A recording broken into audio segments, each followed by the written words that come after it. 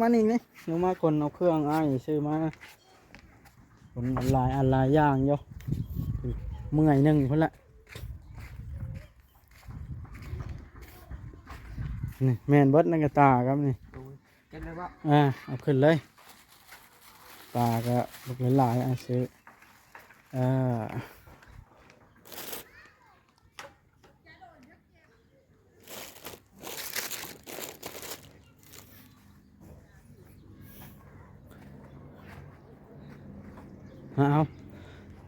อาบ่มีขาตั้งกล้องไปหาซื้อทั่วซิโนบ่มี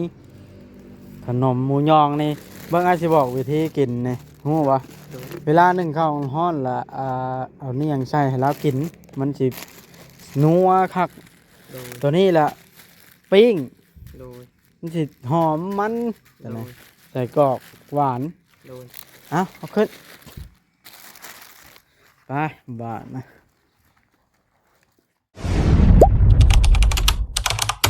อย่าลืมกดติดตามเพื่อเป็นกำลังใจให้ผมด้วยนะครับทุกคนขอบคุณมากๆครับพี่น้องเลยโดยกับทักทายสบายดีสวัสดีพี่น้องเวทีวัดสุขสมอนเดอร์เนาะเปิดภาพเป็นมานี่กับมาหาแม่ตู้ท่าพี่น้องเลยมาเยี่ยมยามแม่ตู้ท่าก็คือจุดเรื่องน้องแต่ไว้ก่อนพี่น้องคือเมื่อเช้านี่ไปขึ้นเรือนน้องแต่พี่น้องก็เป็นเรื่องเป็นราวต่างๆนาพี่น้องโอ้จนบอกว่าตกใจจนเมื่อยพี่น้องเลยชื่อสิ้นงัวไปกินก็จนกินสิ้นงัวสิบแซ่บพี่น้องจนเคลียร์ทุกอย่างลงตัวเขาจึงได้กินเขาก็ได้เมื่อเช้านี่ไปเรือนน้องแต่เกือบบรอดพี่น้องเลยเงาเติบหนึ่งพี่น้องเลยวันนี้ก็ตอนแรงเขาก็ได้ซื้อของมาให้แม่ตู้ทาซื้อเครื่องซื้อของมาให้แม่ตู้ทาตามที่ผู้หลักผู้ใหญ่เพิ่นบอกมาพี่น้องทางแม่ของวลีเพิ่นได้ซื้อของอยู่ของกินพี่น้องเลยมาให้แม่ตู้ทาว่าซั่นเนาะหลายอันอยู่พี่น้องเลยเอารถจักรมาเพราะว่ามันรถใหญ่มันบ่มีทางเข้ามาได้เฮือนมันจะทากเลยเอาจากมามันเนาะไปเบิ่งน้ำกันพี่น้องมีอย่างแน่โอ้เขานมปังในตุทาเพิ่นมักกินพี่น้องเลยแล้วก็โอ้ใส่กรอกหวานนี่พี่น้องใส่กรอกหวานมันแซ่บแล้วลงในครึ่งกิโลก็เอาซิงอันนั้นละติดนะทิ้งน้อยนั่นแหละทำสิกินเราเพียงกินมื้อละข้อก็ได้เป็น10 มื้อพอนี่แล้วก็หมูยอง1 กับหมูยองนี่อันนั้น เวลา1ข้าวฮ้อนนี่ยังกินกับกินได้ดนกับ1แล้วก็น้ำไซอิ๋วพี่น้องเลยน้ำใส่อยู่2 ตุกมาเลยแล้วก็น้ำมันพืชแล้วก็ปลา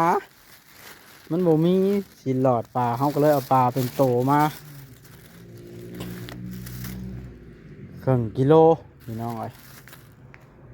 ปลาเป็นโตแต่ว่ามันก็ปลาแดดเดียวช่องแดดนั่นแหละมักเผ็ดมักกระเทียมเป็นนัวเกลือหลายอันพี่น้องเลยน้ำมันพืชแล้วก็เล็กแต่ซอย2 แพ็คขนาดแล้วก็ไข่1 แตะเพราะว่าซื้อน้ำใส่อิ๋วแล้วต้องมีไข่พี่น้องเลยเพื่อกินกับมาให้ผู้เฒ่าเพิ่นโอ้หลายอันหลายอย่างถือว่ากุ้มลายมือเติบแล้วก็ได้เป็นเดือนกินกับอันน้องแม็กเนาะเป็นไข่คุณอันไข่กรอกแล้วก็นมขนมแล้วก็ปลาแล้วก็เครื่องอยู่เครื่องชานและเป็นน้ำมันพืชน้ำใส่อิ๋ว2 ตุกพี่น้องเลยเอาก็ใส่จักมาเลยมานี่สบายดีน้องแม็กน้องแม็กอยู่ผู้เดียวมานี่เนาะอยู่กับแม่ตุทาบ่เราบ่ฮ้อนบ่มานี่เราคือห่มผ้าเราบ่ได้ใส่เครื่องบ่เราเอาแต่มุ้งไอ้นี่เราบ่มีเสื้อบ่หรือว่าใดนี่เพิ่นบ่ใส่เพิ่นฮ้อนเพิ่นบ่ใส่เวทีไปทางใดอีกแล้วมานี่โอ้ยเพิ่นมาอยู่มานี่ เป็นได้ยาคอยซื้อมาให้เพิ่นกินดีบ่ เพิ่นว่ากินจะแน่เพิ่นว่า คักเนาะ โดย คอยซื้อมาให้นั่นเป็นได้นึ่งข้าวนึ่งน้ำแล้ว โดย ตอนแรงน้องลงมานี่นี่ลงมาคนเอาเครื่องซื้อมาคนหลายอย่างอยู่เมื่อยหนึงพุ่นละนี่แม่นเบิดนั่นก็ตาครับนี่ โดยเก็บเลยบ่ เอาขึ้นเลยตาก็ลูกหลายซื้อเอ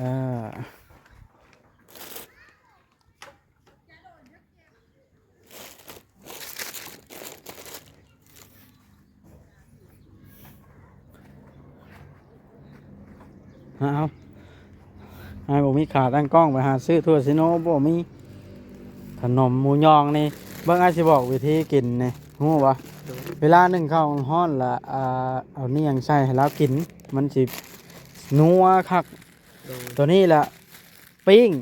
โดย มันสิหอมมัน โดย ใส่กรอกหวาน โดย เอาขึ้นไปบาทนะ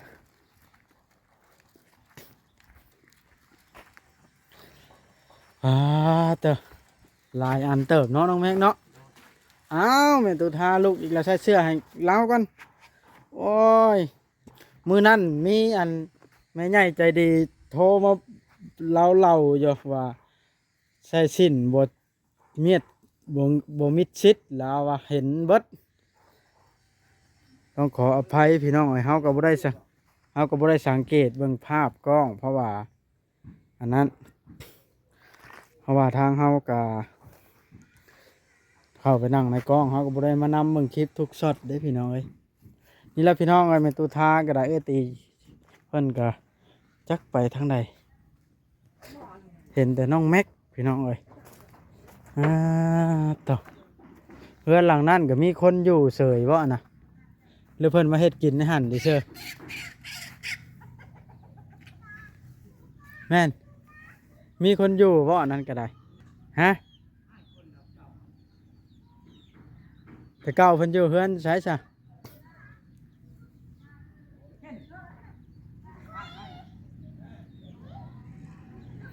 โอ้ดูให้ลึกแท้นี่แล้วนอนอยู่ใช้แล้วนะ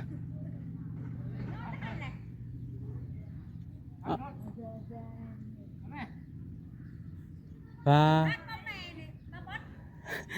ฮะว้าย แล้วก็จะไปสัมภาษณ์ลาวได้บ่พูนะ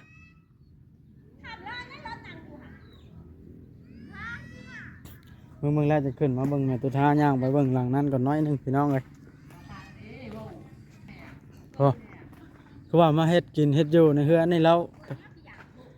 โอ้เรามีเฮือนดินอยู่เนาะแม่นบ่แล้วว่าเฮือนเรานี่มันเป็นบ่คือว่าฮักไปแล้วอย่าแล้วสักเรามีเฮือนดินอยู่พี่น้องเอ้ยขึ้นเบิ่งแม่ตู้ท่ากันผู้ที่เฮามาซอยมานี่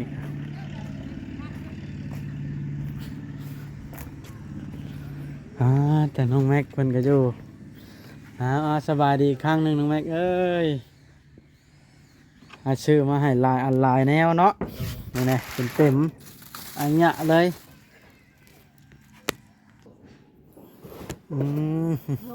ครับชื่อหยังไม่ตู้เบิ่งในนี่ลูกชื่อมาแห้งหลายเนาะน้องแม็ก โดย ปลาแดดเดียวอันนี้เพราะว่าหาซื้อซีหลอดมันบ่มี โดย ซีหลอดปลาหั่นนะ โดย กระเจ้าบ่ได้มาขายทางของมันนี่ก็เลยเอาเป็นปลาแดดเดียวแต่ว่ามันก็แซ่บคือกันเฮาทอดนี่ซื้อน้ำมันมาให้พร้อมนี่ โดย แต่ว่าให้เรากินเวลาเจ้าสิไปหันไปนี่นะ บัดกินมันบัด เรากินมันละปิ้งเอา ปิ้งเอา เพราะว่าข้าเจ้าอยากทอดแล้วเจ้าทอดกินนี่ โดย เอานะ กินบ่ได้คือกัน มันนะ โดย มันเป็นอะไรหรอ บ่มาก หมูหมักมัน แล้วเจ็บหัว โอ้ยสิได้เอามือแล้วน้ำมันเนี่ย โดย แหม่ว่าหยอกเอาไว้ให้ผู้กินได้ โดย และน้ำซีอิ๊วทุกไง โดย หลายอันเครื่องคองผูกไข่ขนมหมูยอง โดย ทางแม่คงวาลี โดย เพิ่นได้เบิ่งเห็นสงสารในตัวทานี่แหละน้องแม่ก โดย เพิ่นละซื้อให้ทางอยู่ต่างประเทศผู้เพิ่นอยู่น่ะ โดย เนาะแม่ตัวทาได้ยินบ่ บ่ได้ยิน อย่าละเนาะแล้วแต่มีแต่ว่าให้เจ้าผู้เบิ่งผู้แย่งลาวนั่นแหละก็สิแนะนำเจ้า โดย นมนี่เอาไว้ใกล้ลาวแล้วซักให้ลาวกินบัดยาวอยาก โดย ต้องใช้ เอาอ่ะ แล้วก็สิบ่หิวปานใดแล้วว่า โดย มื้อนี้กินข้าวหยังลาวนะต้มมี โดย ต้มเทื่อนึงแล้วเป็นมื้อเพิ่นบ่ได้นะ อาหารต้มเช้านี่นะ อันนั้นแหละแต่ว่าตอนเช้านี่มื้อนี้ต้ม โดยเพิ่นกินข้าวบ่แซ่บ เออต้มมีไว้ให้เพิ่น โอ้ย มีก็ซื้อมาให้ตอนนั้นเนาะ โอ้ย มื้อนั้นน้ำบ่ทันถึงดอก โดย อ๋อเลยแม่น่ะยังบ่มาบ่หรือว่าจังได เพิ่นมาแล้วเพิ่นไปอีก อ๋อสร้างเป็นมันติดผู้บ่าวแล้วบ่เอ้ยตีอยู่พุ่น โอ้ เนาะ บ่จักคือกันได้นี่กะ ฮะคือว่าไปมาดูแท้ โดย เนาะ โดย มันคืออะไรคือจะรับ กระเทียมไปซื้อหลายถ้าสิกินนะน้องแม็กเอ้ย โดย เราเป็นตัวทานะไอ้นัวนี่ได้เป็นเดือนพุ่นนี่ โดย มันใช่บ่เปลืองเนาะ โดย เนาะอ่าโยเหมือนตัวทาโป๊กไว้ยันมันติดแดงเอ้ยได้เชื่อ อยากกินตัวใดไม่ทุกแก้ให้เลยอันนี้ไว้กินกับข้าวเด้อมันนั่นของกินลิ้นนะไข่แล้วเนี่ยข้าวมันกินนัวแซ่บเบิ่งเสียนั้นนะอันนี้ตัวทากินกัน น้องพี่เพิ่นไปใช้น้องพี่ เมื่อกี้เพิ่นไปอยู่นำนาบ่าวอยู่ปากเซ่ เอาแต่ยกอุจานไปตัวที่เนาะ โดย เอาไหม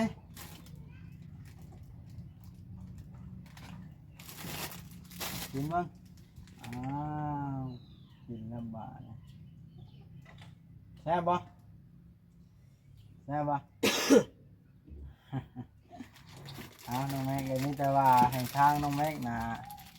ขอบคุณขอบใจทางแม่กงวาลี โดย พอนมมือขึ้น กะขมกขอบคุณของแม่นาลีเด้อ แม่กงวาลี เออกงแม่เละมานาลีดอก เอาเริ่มใหม่ กะขมกขอบคุณแม่กงนาลีกะขมกขอบใจอายุดีมีแห้งความเจ็บกงไข่ภายนี้ สา ความ ธุ ทุกข์อย่าง เนาะ นี้ครับ ทางน้องเพิ่นก็ให้พรบ่เก่งเด้อแม่เด้อเพราะว่าทางเอ้ยตีเพิ่นผัดบ่อยู่มีแต่เจ้านี่ล่ะเบิ่งแยงตัวทาเนาะ โดย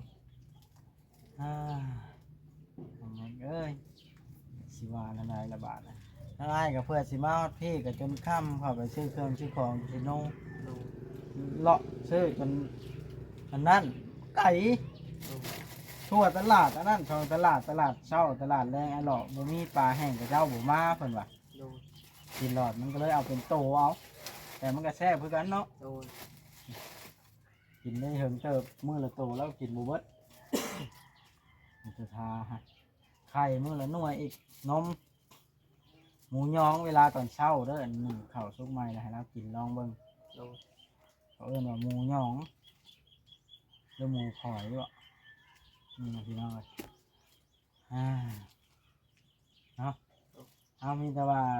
ให้สิได้กลับก่อนจะมันคำน้ำทางให้ก็ได้ เพื่อให้มาฮอดเนาะ โดย จังใดกาขอขอบคุณทางแม่กงวาลีหลายๆเด้อขอให้ทางแม่กงวาลีอยู่ดีมีแห้งสุขกายสบายใจเด้อความเจ็บจะได้ความไข่จะมีสาธุให้มาสำเนีก็ให้ไหลขึ้นหาแม่100 เท่า10,000 เท่าเนาะมีแต่ว่าเก็บไว้เด้อนี่บาทนะ โดย เครื่องคองนะ